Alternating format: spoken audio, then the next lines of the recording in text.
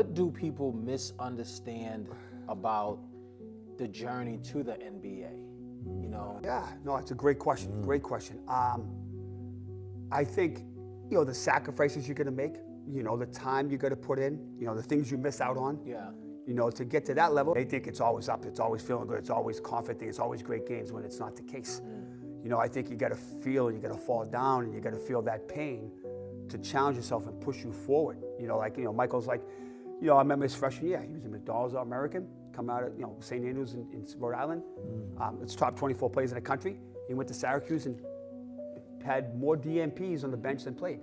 So he was kind of miserable the whole year. Played for a great team, a great coach, but he was miserable. It was a real struggle. And I remember talking to him, look at what you got you got to fall back on. You got to fall back on your work ethic. You got to fall back on your discipline. So you better be early in practice. You better stay late. And, the next year he went to the Final Four, and the year after that, he's Rookie of the Year. Yeah. So it's like, that mentality, that discipline, that the struggle, the times crying on the telephone with him. I think he looked back on that. It drove him to higher levels than if he was just successful freshman year.